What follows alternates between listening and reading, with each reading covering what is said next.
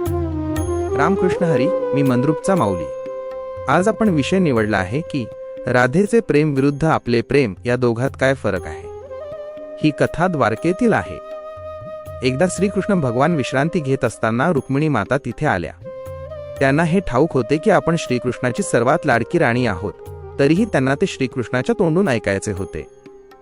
म्हणून त्यांनी श्रीकृष्णाला विचारले की या जगामध्ये तुमचा सर्वात लाडका भक्त कोण आहे, किंवा तुम्हाला सर्वात प्रिय कोण आहे। येथे दोन गोष्टी घडल्या। पहिली गोष्ट अशी की श्रीकृष्णाने जेव्हा राधेचे नाव घेतले तेव्हा रुक्मिणी माता रुसून दिंडीर वनात पंढरपूरला निघून गेल्या। पण ती गोष्ट वेगळी आहे, आपण येथे राधेचे प्रेम बघणार आहोत। श्रीकृष्ण भगवानांनी ओळखले की रुक्मिणीच्या मनात काय चालले आहे। रुक्मिणी मातेला त्यांना हेच समजावायचे होते की ज्या देवाचे नाव संपूर्ण जग घेते त्या देवाच्या मनात मात्र सतत राधेचेच नाव असते। श्रीकृष्ण भगवंतांनी विचार केला की केवळ शब्दांनी सांगून हे कोणालाही उमजणार नाही, कारण स्त्रियांचा स्वभाव हा काहीसा हट्टी असतो। त्यांना त्यांच्याच भाषेत आणि अनुभवातून उत्तर दिले पाहिजे। त्यामुळे या कोड्याचं उत्तर देण्यासाठी त्यांनी एक विशेष योजना आखली। कृष्णाने मनातल्या मनात नारद मुनींचे आवाहन केले। भगवंतांनी मनोमन केलेली ही हाक ऐकून नारद मुनी देखील या लीलाधराच्या योजनेत सहभागी होण्यासाठी सज्ज झाले।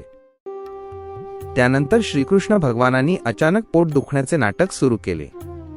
वेदनेने व्याकुळ झाल्यासारखे ते जमिनीवर लोळू लागले आणि म्हणू लागले, रुक्मिणी, लवकर काहीतरी कर, माझे पोट खूप दुखत आहे। रुक्मिणी माता घाबरून पळत गेल्या आणि त्यांनी तातडीने राजवैद्यांना बोलावून आणले। वैद्यांनी श्रीकृष्णाची तपासणी केली आणि विविध औषधे दिली, तरीही भगवंतांना काहीच फरक पडला नाही। उलट श्रीकृष्ण अधिकच जोराने विव्हळू लागले आणि म्हणाले, माझे पोट अजून जास्त दुखत आहे, काहीतरी जालिम उपाय करा। हे ऐकून रुक्मिणी माता आणि द्वारकेतील सर्व राण्या तिथे गोळा झाल्या। प्रत्येक जण आपापल्या परीने नवनवीन उपाय आणि उपचार सुचवू लागला। कोणी काय सांगते तर कोणी काय, अशा प्रकारे सर्व राण्यांनी शक्य ते सर्व इलाज करून पाहिले, तरी सुद्धा श्रीकृष्णाचे पोट दुखणे काही थांबले नाही। द्वारकेच्या राज्यामध्ये दवंडी पेटवण्यात आली की जो कोणी श्रीकृष्ण भगवानांचे पोटदुखीचे दुखणे बरे करेल त्याला बक्षीस म्हणून संपूर्ण गाव देण्यात येईल। ही घोषणा ऐकून प्रत्येक गावातील आणि नगरातील मोठे मोठे वैद्य, अनुभवी पंडित आणि तज्ज्ञ लोक द्वारकेत येऊ लागले। एकामागून एक सर्वजण श्रीकृष्णावर विविध उपचार आणि जालिम उपाय करू लागले। परंतु जसजसे नवनवीन इलाज केले जात होते तसतसे श्रीकृष्ण वेदनेने अधिकच विव्हळू लागले। ते प्रत्येकाला म्हणू लागले, तुम्ही जेवढे जास्त उपाय आणि इलाज करत आहात तेवढे माझे पोट अधिकच जोराने दुखू लागले आहे। वैद्यांचे सर्व प्रयत्न निष्फळ ठरत होते आणि भगवंतांची ही लीला पाहून सर्वजण संभ्रमात पडले। शेवटी ठरल्याप्रमाणे नारद मुनींची राज्यसभेत एंट्री झाली। नारद मुनींनी भगवंतांना मनोभावे प्रणाम केला। देवानेही मंद हास्य करून त्यांना आशीर्वाद दिला आणि लगेच पुन्हा आपली पोटदुखीची ऍक्टिंग सुरू केली। देव आणि भक्ताचे नाते हे असेच असते, शब्दांशिवाय एकमेकांचे मन त्यांना अचूक कळत असते। श्रीकृष्णाची अवस्था पाहून हताश झालेल्या रुक्मिणी माता नारद मुनींच्या पाया पडल्या आणि कळवळून म्हणाल्या, नारद मुनी, स्वामींचे पोट खूप दुखत आहे। आम्ही सर्व प्रकारचे इलाज करून थकलो, पण काहीच फरक पडत नाहीये। आता तुमच्याशिवाय दुसरा कोणताही पर्याय उरलेला नाही। तुम्ही या जगातील सर्वश्रेष्ठ ज्ञानी आहात, सर्व विद्या तुमच्याकडे आहेत। आता तुम्हीच काहीतरी मार्ग काढा आणि स्वामींचे हे दुःख दूर करा। रुक्मिणी माता जेव्हा व्याकुळ होऊन नारद मुनींना विनवणी करत होत्या तेव्हा श्रीकृष्ण भगवान तिरक्या नजरेने हे सर्व बघत होते आणि मनातल्या मनात मिश्किलपणे हसत होते। ठरल्याप्रमाणे नारद मुनींनी देखील आपला अभिनय सुरू केला।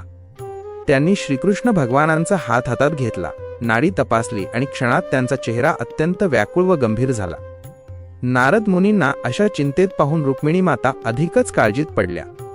काही वेळ डोळे झाकून आपण खूप खोल विचारात आहोत अशी ऍक्टिंग नारदांनी केली आणि शेवटी गंभीर सुरात ते म्हणाले, हा आजार खूप मोठा आणि गंभीर आहे, पण यावर केवळ एकच जालिम इलाज आहे।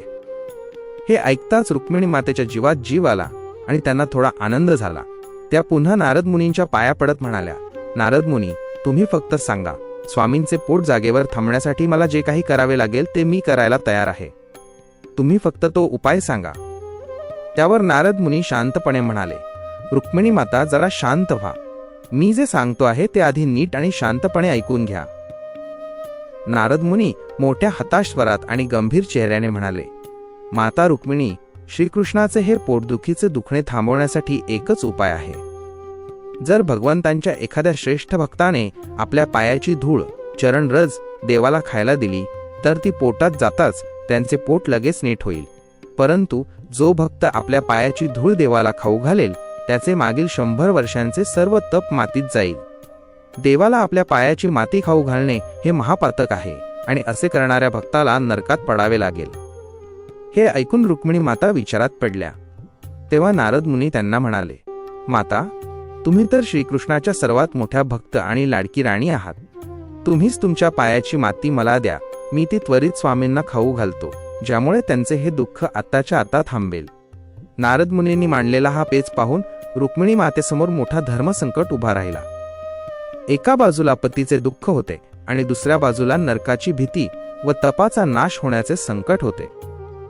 नारद मुनींचा हा प्रस्ताव ऐकून रुक्मिणी माता मोठ्या संकटात पडल्या. त्या मनात विचार करू लागल्या की ज्या पतीला मी परमेश्वर मानते त्यांना माझ्या पायाची धूळ कशी खाऊ घालू, आणि जर मी असे केले तर मला नरकात जावे लागेल आणि माझे 100 वर्षांचे सर्व पुण्यही नष्ट होईल. रुक्मिणी माता विचार करत आहेत हे पाहून नारद मुनी म्हणाले, माता, एवढा विचार काय करता? स्वामींचे पोट दुखून ते व्याकुळ झाले आहेत, लवकर तुमच्या पायाची धूळ द्या. रुक्मिणी मातेने नकार दिल्यावर नारद मुनी तिथे असलेल्या इतर राण्यांकडे, सत्यभामा, पद्मावती आणि इतरांकडे वळले. त्यांनी सर्वांना विनंती केली की तुम्ही तरी तुमच्या पायाची धूळ द्या, जेणेकरून देवाला आराम पडेल. परंतु एकही राणी यासाठी तयार झाली नाही. प्रत्येकीचे म्हणणे एकच होते, देवाला आपल्या पायाची धूळ खाऊ घालणे हे महापाप आहे. असे महापातक करून आम्हाला नरकवास भोगायचा नाही आणि आमचे पुण्यही घालवायचे नाही. कोणीच तयार होत नाही हे पाहून नारद मुनी म्हणाले, आता दुसरा कोणताही इलाज उरलेला नाही. मग गावात दवंडी पेटवा, कदाचित एखादा भक्त आपल्या पायाची धूळ देण्यास तयार होईल. संपूर्ण नगरात दवंडी पेटवण्यात आली, परंतु जो तो हेच म्हणू लागला की देवाला पायाची धूळ कशी द्यायची. जर असे केले तर पुढचा जन्म नरकात जाईल आणि मागचे सर्व पुण्य संपून जाईल. संपूर्ण द्वारकेत एकही व्यक्ती या गोष्टीसाठी तयार झाली नाही. शेवटी हताश झालेल्या रुक्मिणी मातेला एक कल्पना सुचली आणि त्या म्हणाल्या की रुक्मिणी मातेच्या मनात एक विचार चमकून गेला. श्रीकृष्ण वारंवार राधेच्या भक्तीचे गुणगान गातात हे त्यांना आठवले. त्यांनी नारद मुनींना जवळ बोलावले आणि सांगितले, नारद मुनी, स्वामी नेहमी म्हणतात की राधा त्यांची सर्वश्रेष्ठ भक्त आहे. आता तिच्याच भक्तीची कसोटी पाहण्याची ही उत्तम वेळ आहे. तुम्ही त्वरित वृंदावनाला जा आणि राधेला सांगा की स्वामींचे पोट दुखत आहे आणि त्यावर उपाय म्हणून तुझ्या पायाची धूळ हवी आहे. रुक्मिणी माता मनातल्या मनात हसून विचार करू लागल्या, आता दूध का दूध आणि पाणी का पाणी होईल. जर राधेने पायाची धूळ दिली नाही तर तिची भक्ती खोटी ठरेल आणि जर तिने धूळ दिली तर ती नरकात जाईल. दोन्ही परिस्थितीत माझाच फायदा आहे. असा चतुर विचार करून त्यांनी नारद मुनींना तात्काळ राधेकडे रवाना केले. द्वारकेतील स्थिती. इकडे द्वारकेत भगवंतांना सर्व काही माहीत होते. त्यांची आणि नारद मुनींची ही ठरलेली लीला सुरूच होती. देवाने पुन्हा एकदा जोराने विव्हळायला सुरुवात केली आणि ओरडून म्हणाले, रुक्मिणी, काय करायचे ते करा, पण माझे हे पोटदुखीचे संकट लवकर दूर करा. मला खूप वेदना होत आहेत. श्रीकृष्ण आपली ऍक्टिंग सुरू ठेवून जगाला एका मोठ्या सत्याकडे घेऊन जात होते, ज्याची कल्पना अद्याप कोणालाही नव्हती. नारद मुनी द्वारकेहून निघाले आणि वृंदावनात राधेच्या दारी पोचले. नारद मुनींना पाहताच राधेला आनंद झाला, परंतु मुनींचे बारीक केलेले तोंड आणि चेहऱ्यावरचे गंभीर भाव पाहून तिच्या मनात शंकेची पाल चुकचुकली. तिने ओळखले की विनाकारण नारद मुनी असे व्याकुळ होऊन कधीच येत नाहीत. राधेने विचारले, महाराज, आज अचानक इकडे येणे कसे झाले आणि आपला चेहरा असा चिंताग्रस्त का दिसत आहे? काय झाले आहे? नारद मुनी अत्यंत दुःखी स्वरात म्हणाले, राधे, काय सांगू. द्वारकेत श्रीकृष्ण भगवान अत्यंत वेदनेने व्याकुळ आहेत. त्यांचे पोट खूप दुखत आहे. हे ऐकताच राधेला अक्षरशः घाम फुटला. ती थरथर कापायला लागली. तिने व्याकुळ होऊन विचारले, मग अजून कोणी इलाज केला नाही का? तेव्हा नारदांनी श्रीकृष्णाने रचलेली अट सांगितली, राधे, यावर एकच उपाय आहे. त्यांच्या एखाद्या खऱ्या भक्ताच्या पायाची धूळ त्यांना खायला देणे, तरच ते नीट होतील. हे ऐकल्याबरोबर राधेने मागचा पुढचा कोणताही विचार न करता अत्यंत चपळाईने आपल्या पायाखालची माती धूळ गोळा केली आणि नारदांच्या समोर धरली. नारद मुनी तिला थांबवत म्हणाले, राधे, अगं पुढचं तरी ऐक. पण राधा मोठ्या आवेशाने म्हणाली, महाराज, मला पुढचे काहीही ऐकायचे नाही. तुम्ही आधी इथून निघा आणि ही धूळ पटकन माझ्या देवाला नेऊन द्या. एक क्षणही विलंब लावू नका. नारद मुनी पुन्हा म्हणाले, पण राधे, ही धूळ देवाला खाऊ घातल्यामुळे तुला नरकात जावे लागेल आणि तुझे 100 वर्षांचे सर्व पुण्य नष्ट होईल, याचे भान आहे का तुला? त्यावर राधेने जे उत्तर दिले ते अंगावर शहारे आणणारे होते. ती म्हणाली, मुनिवर, माझ्याशी बोलण्यात वेळ वाया घालवू नका. माझे उद्या काय व्हायचे ते होऊ द्या. मी नरकात गेले तरी चालेल किंवा तिथेच सडले तरी चालेल, पण आधी माझा देव नीट झाला पाहिजे. तुम्ही अजून इथेच उभे आहात?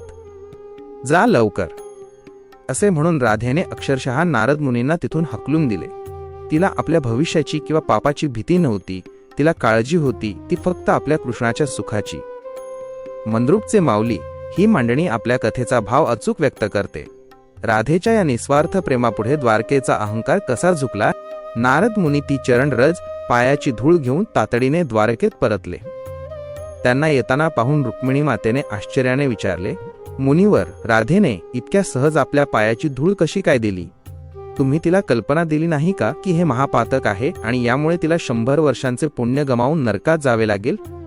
तेव्हा नारद मुनींनी रुक्मिणी मातेला बाजूला सारत गंभीरपणे सांगितले, माता, आधी बाजूला व्हा. राधेने मला सक्त ताकीद दिली आहे की आधी ही धूळ कृष्णाला खाऊ घाला आणि मगच कोणाशी तरी बोला. तिला स्वतःच्या नरकाची पर्वा नाही. तिला फक्त देवाच्या सुखाची काळजी आहे. नारद मुनींनी ती धूळ श्रीकृष्ण भगवानांच्या मुखात टाकली. ती धूळ तोंडात पडताच श्रीकृष्ण एका क्षणात हसतमुख झाले आणि उठून बसले. ते आनंदाने म्हणाले, आता मला अगदी बरं वाटतंय. हे पाहून रुक्मिणी माता थक्क झाल्या. त्यांनी विचारले, हे कसे शक्य आहे? राधेला स्वतःच्या भविष्याची भीती वाटली नाही का? त्यावर नारद मुनींनी राधेचे शब्द सांगितले. राधा म्हणाली की माझ्या देवासाठी मी एकदा काय 1000 वेळा नरकात जायला तयार आहे. मला माझ्या पुण्याची चिंता नाही, फक्त माझ्या देवाला त्रास होता कामा नये.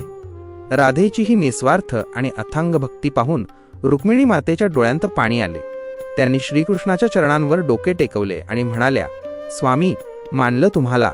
राधा किती श्रेष्ठ आहे हे दाखवण्यासाठीच तुम्ही सर्व लीला केली होती. आज मला माझ्या सर्व प्रश्नांचे उत्तर मिळाले आणि माझा अहंकार गळून पडला. मंद्रुपचे माऊली यांच्या मते या कथेतून आपल्याला प्रेम म्हणजे नक्की काय याची प्रचिती येते. राधा आणि कृष्णाचे प्रेम हे केवळ शरीराचे किंवा जवळ असण्याचे नाते नव्हते. कृष्ण आणि राधा एकमेकांपासून वर्षानुवर्षे दूर राहिले. त्यांची पुन्हा भेटही झाली नाही. तरीही राधेचे प्रेम तिळमात्र कमी झाले नाही.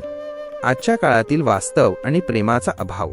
आजकालची तरुण मुले मुली प्रेमाचा चुकीचा अर्थ लावत आहेत. त्यांच्यासाठी प्रेम म्हणजे फक्त वासना किंवा मालकी हक्क झाला आहे. तू फक्त माझ्याशीच बोलले पाहिजे, तू फक्त माझ्यासाठीच वेळ दिला पाहिजे, अशा हट्टापायी आणि स्वार्थीपणामुळे नात्यात छोटी छोटी भांडणे, मारामारी आणि टोकाचे वाद होतात. अनेकांना वाटते की समोरच्याने फक्त माझ्या सुखाचा विचार करावा, पण याला प्रेम म्हणता येणार नाही. खऱ्या प्रेमाचे स्वरूप निस्वार्थ वृत्ती. प्रेम म्हणजे फक्त मिळवणे नसून आपण ज्याच्यावर प्रेम करतो तो सुखी राहणे होय. त्याग आणि समर्पण. राधेने स्वतः नरकात जाण्याची तयारी दर्शवली, कारण तिच्या सुखापेक्षा कृष्णाचे दुःख दूर होणे तिला महत्त्वाचे वाटले. मुक्ती बंधन नाही. खरं प्रेम समोरच्याला बांधून ठेवत नाही, तर त्याला मुक्तपणे जगण्याचे स्वातंत्र्य देते.